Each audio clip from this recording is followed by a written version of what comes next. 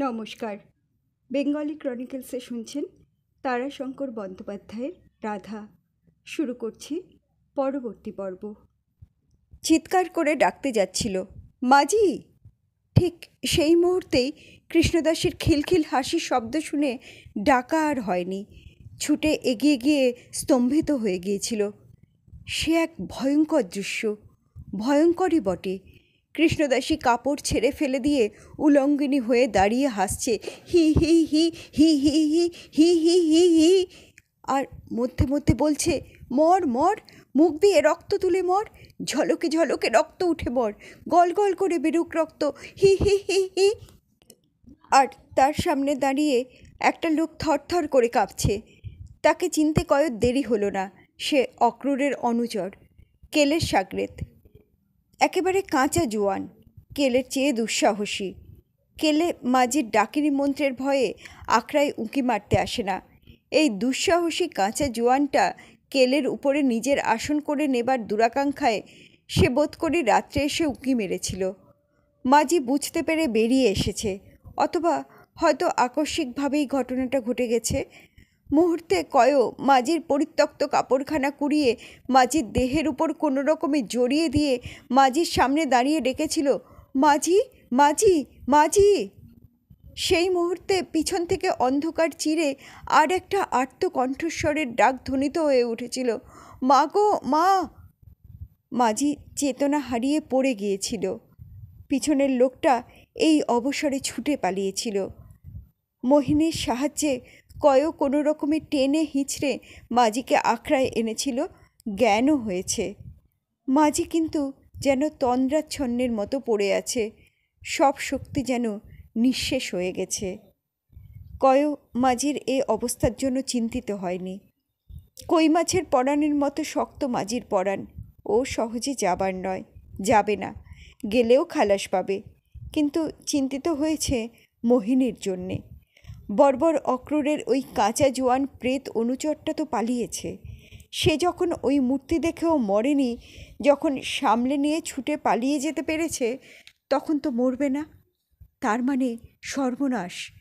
প্রেতের যখন ভয় ভেঙেছে, তখন তো আর মোহিনীর পরিত্রাণ নেই। এই বর্বরগুলো যখন ভয় করে, তখন সে ভয় মারাত্মক, কিন্তু ভয় ভাঙলে এরা হয়ে ওঠে আরও মারাত্মক। তাই ভোরবেলা কাক কোকিল বাসা ছাড়বার আগেই সে বেরিয়ে পড়েছিল। ফিরেছে অপরাহ্নে। ফেরার পর আশ্রমের লোকের সঙ্গে দেখা হয়েছে। কেশবানন্দ তার জন্য চর্বচস্য লেচ্ছ পেয়েও আহারের ব্যবস্থা করেছিলেন। কয়ও অবাক হয়ে গেল, যেন খানিকটা সন্দেহ হলো তার। চতুর কেশবানন্দের তা বুঝতে ভুল হলো না। এ সন্দেহ যে কয়র হতে পারে, এ অনুমান আগে থেকেই তার ছিল। তবুও এই ব্যবস্থা করেছিলেন তিনি এই ভেবে যে সন্দেহ ঘুচিয়ে দিতে পারলে এর ফলাফল অব্যর্থ। কেশবানন্দ কয়র সন্দিগ্ধ দৃষ্টির সঙ্গে নিজের দৃষ্টি স্থির রেখে হেসে বললেন, গুরু মহারাজের এই আদেশ। তারপর বললেন, তাঁর ধারণা দামোদরের ক্ষুধার কিছুটা তোমার উদরে বাসা গেড়েছে। মানুষের ক্ষুধা কিছুটা পেলেই মেটে, দামোদরের ক্ষুধা পেট পুড়ে খেলেও মেটে না। তাই বললেন, ওকে কাল ক্ষুধা মিটিয়ে খাওয়াও তো, বসো তুমি। কথাগুলি কয়র ভালোই লাগলো। বেশ ভালো ভালো কথা, আর অকাট্য। তার খিদে এবং পেটের ফাঁদে আর দামোদর নদের খিদে আর পেটের ফাঁদের সঙ্গে সত্যিই মিল আছে। সিদ্ধপুরুষ বলেই এ কথা গোসাই বুঝেছে। কিন্তু তবু সে চুপ করেই দাঁড়িয়ে রইল, মাথা চুলকোতে লাগলো। হে ভগবান, এ কি বিপদে ফেললে। কেশবানন্দ বললেন, বসো বসো, দাঁড়িয়ে রইলে কেন? হাত জোর করে কয়ক বললে, আমাকে পরীক্ষা করছো গোসাই? না না, পরীক্ষা কিসের, বসো তুমি, এর মধ্যে কোনো পরীক্ষা নেই।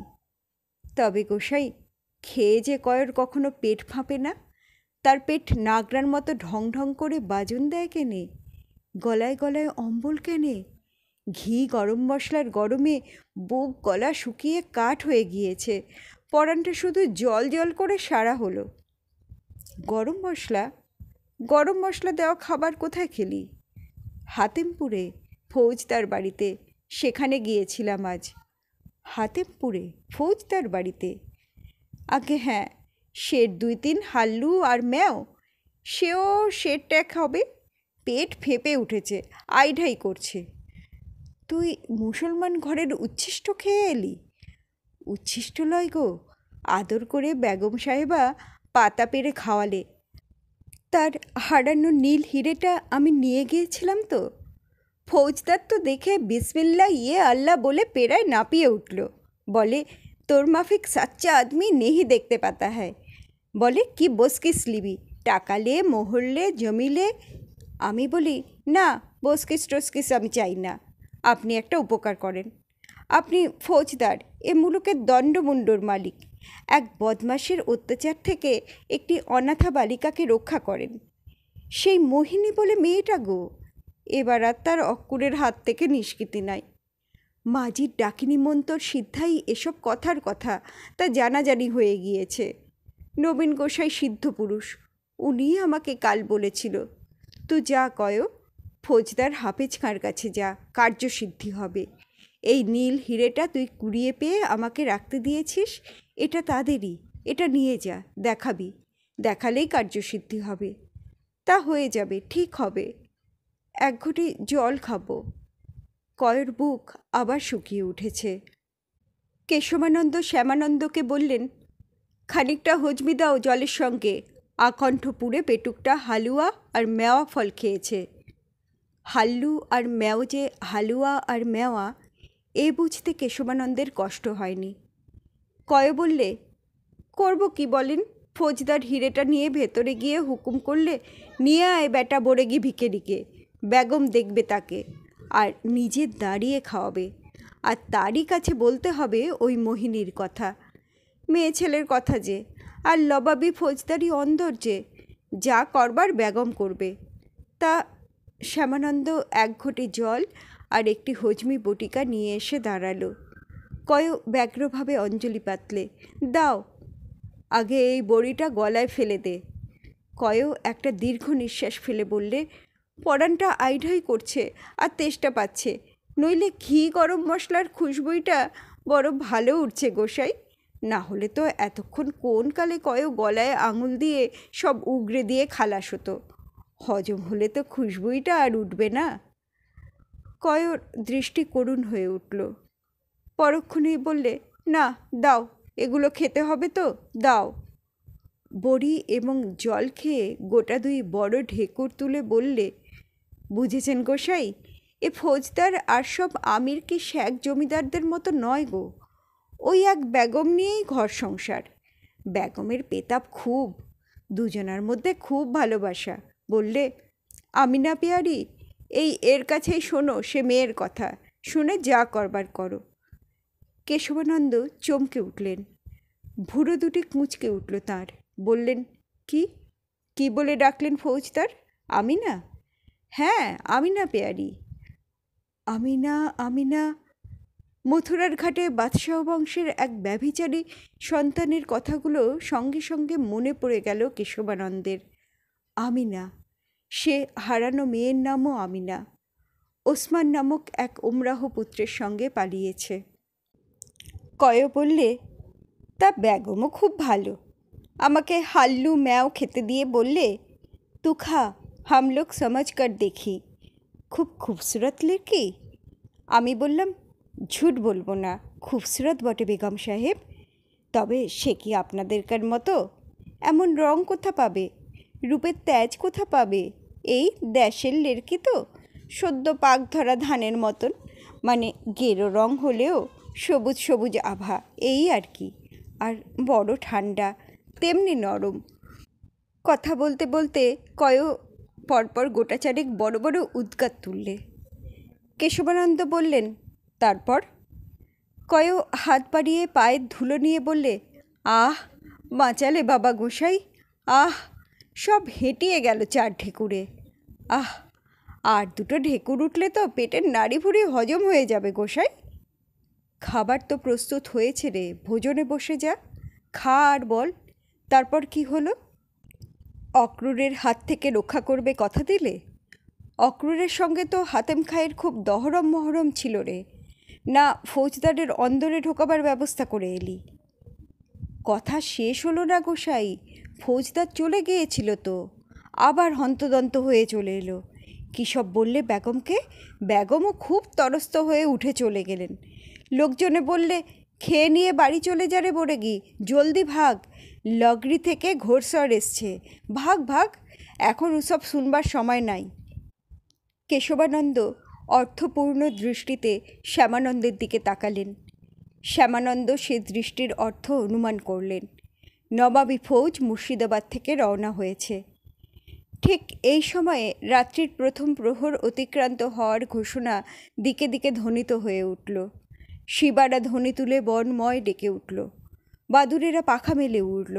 গাছের কোটরে ডালে ডালে পেঁচারা ডাকতে শুরু করলে। এই ধ্বনির প্রতিক্রিয়ার সচকিত হয়ে অহরহ জাগ্রত পতঙ্গেরা চঞ্চল হয়ে উঠল। তাদের ধ্বনি বারেকের জন্য উচ্চ হয়ে উঠল। কয়ও সচকিত হয়ে উঠল। গোসাই, কি হলো? চমকে উঠলি যে? প্রহর রাত হলো, সেই জন্য শেয়াল ডাকছে। হ্যাঁ গোসাই, আমার যে বড্ড দেরি হয়ে গেল গো। মোহিনী যে একা আছে, মাঝি তো থেকেও না থাকা। আমি যাই গোসাই। খেয়ে নে, কতক্ষণ লাগবে? আমি খেতে খেতে যাব। সে তার ময়লা গামছাখানা বিছিয়ে পাতা শুদ্ধ খাবার তার উপর চাপিয়ে বেঁধে নিয়ে ঢিপ করে একটা প্রণাম করে বললে, আমি চললাম গোসাই। কেশবানন্দ বললেন, কাল একবার আসবি, প্রয়োজন আছে। কয় চলে গেল। কেশবানন্দ খুশি মনেই এগিয়ে চললেন। যে সংবাদ চাচ্ছিলেন তা পেয়েছেন। আশ্চর্যভাবে কয় জেনেছে এবং দিয়ে গেল। কয়কে একটু তালিম দিতে পারলে ওর দ্বারা অসাধ্য সাধন করা যাবে। কে কে ওখানে দাঁড়িয়ে? আমি কেশবানন্দ। গুরু মহারাজ? এমন করে প্রশ্ন করতে গিয়েও করতে পারলেন না কেশবানন্দ। মাধবানন্দ বললেন, ভাবছি কেশবানন্দ, কালের পদধ্বনি শোনবার, সেই ধ্বনিতরঙ্গ অনুভব করবার শক্তি বোধহয় জীবজগতের জন্মগত। নইলে পেঁচা, শেয়াল এরা ঠিক প্রহরে প্রহরে কী করে ডেকে ওঠে? আমরা মানুষ, ওদের থেকে অনেক জন্ম এগিয়ে আছি। আমাদের পক্ষে বর্তমানকে অতিক্রম করে ভবিষ্যতের কোনো এক প্রহরের ক্রান্তি মুহূর্ত অনুভব করা তো অসম্ভব নয় কেশবানন্দ। আমি যেন অনুভব করছি, চোখের উপর কতগুলো ঘটনা যেন অকস্মাৎ ঘটে গেল আমার। ঠিক ধরতে পারছি না, কিন্তু... কেশবানন্দ কিছুক্ষণ চুপ করে মাধবানন্দের মুখের দিকে তাকিয়ে রইলেন। তারপর বললেন, আপনার শরীর বোধ করি সুস্থ নয় গুরু মহারাজ, চলুন বিশ্রাম করবেন, চলুন। বিশ্রাম? বিশ্রাম নিতে পারছি না কেশবানন্দ। একটা কি যেন আমাকে অস্থির করে রেখেছে অহরহ। নিদ্রাকে, বিশ্রামকে শাসন করে দূরে রেখেছে। ধীর পদক্ষেপে তিনি ফিরলেন গোবিন্দের ঘরের দিকে। মাধবানন্দ ধ্যানে বসেছিলেন।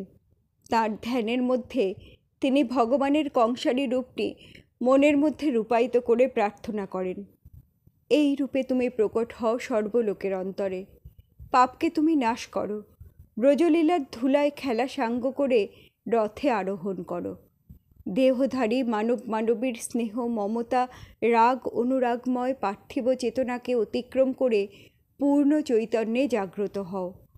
পাঞ্চজন্য শঙ্খে নির্ঘোষ তুলে সকল মানুষের জীবন রথের অশ্বরজ্জু ধরে মহাভিভূত নরচৈতন্যকে প্রবুদ্ধ করে বলো, পরিত্রাণায় সাধুনাং বিনাশায় চ দুষ্কৃতাং ধর্ম সংস্থাপনার্থায় সম্ভবামি যুগে যুগে। তুমি যুগে যুগে অবতীর্ণ হও, কিন্তু অহরহ মানব অন্তরে তুমি রয়েছ। জীবন পয়দিতে চৈতন্যের শতদলকে সেই অনাদিকাল থেকে দলের পর দলে বিকশিত করেছ। আজ এই দেশের লৌকিক কাল গণনার 1146 সাল, হিজরি 1151, শ্বেতাঙ্গ বণিকদের 1739 খ্রিস্টাব্দে দাঁড়িয়ে পিছনের গণনার অতীত বহু সহস্র বহু লক্ষ বৎসর অতীতকালের দিকে তাকিয়ে তো দেখতে পাচ্ছি, প্রভু, সে চৈতন্যের শতদল ক্রমপ্রকাশে ক্রমবিকাশে দিনে দিনে ফুটেই চলেছে। এই আমার জীবনে আমি সেই তো কৃমিকীট হতে 84 কোটি দেহান্তরের পর মানুষের দেহে মনে উপনীত হয়েছি। কত জন্মান্তরের পর এই জন্মে তোমাকে উপলব্ধি করছি। এ তো মিথ্যা নয়। চৈতন্যে তুমি পূর্ণ হয়ে জাগ্রত হও প্রভু। নিত্যই তাঁর এই প্রার্থনা। অন্তরের গভীরতম প্রদেশে একটি বেদনার সুর তার এই প্রার্থনা সঙ্গীতের সঙ্গে তানপুরা ধ্বনির মতো বাজতে থাকে। আজ হঠাৎ তার চোখের সম্মুখে তিনি এক বিচিত্র দৃশ্য দেখলেন দলে দলে অশ্বারোহী আসছে। অশ্বক্ষুরে ধুলা উড়ে দিগন্ত অন্ধকার হয়ে যাচ্ছে। ঠিক যেমন এদেশের পটুয়ারা পটে ছবির পর ছবি দেখায়, তেমনিভাবে দৃশ্যের পর দৃশ্য। দেশ জ্বলছে, গ্রাম লুট হচ্ছে, মহামারী, দুর্ভিক্ষ, আবার অশ্বারোহী, যুদ্ধের পর যুদ্ধ। এরই মধ্যে ছি, মধ্যে একটি কিশোরীর মুখ। আশ্চর্য! সারি মুখ। ওই একখানি মুখ, নানান বিচিত্র বেশে, নানান রূপে ওই এক মুখ সহস্র হয়ে ভেসে উঠছে। কখনো ঢলঢল বিহ্বল দৃষ্টি, মুখে সূর্যোদয় মুহূর্তের আকাশের অল্প রাঙা পেলবতা। কখনো উদাস দৃষ্টি, মুখে আকাশের নীলের প্রসন্ন কোমলতা। কখনো সকরুণ সজল দৃষ্টি, মুখে সায়াহ্নের মলিনতা। কখনো বিলাসিনী বেশ, উদাসিনী বেশ, কখনো ভিখারিণী বেশ। কিন্তু সর্বরূপে সর্বভাবেই সে কিশোরী। জীবন জগতের সর্বস্থান সর্বকাল ব্যপ্ত করে রয়েছে যেন। সমস্ত পৃথিবীর বুকের উপর জীবনের প্রথম মাধুরী অনন্ত মূল, অনন্ত কাণ্ড দুর্বাদলের মতো এই কিশোরীর উপমাধুরী নিজেকে বিস্তার করে রেখেছে মানব জীবনে। পাথর না হলে যেমন দুর্বাদলের আচ্ছন্নতা থেকে নিস্তার নাই, জীবনেরও মৃত্যুভিন্ন যেন ওই রূপের প্রভাব স্পর্শ থেকে নিষ্কৃতি নাই। প্রার্থনা করছিলেন, হে কেশব, হে কংসারী, হে গোবিন্দ, আমাকে তুমি ওই রূপ আর দেখিও না, ওকে আবরিত করে তুমি প্রকট হও।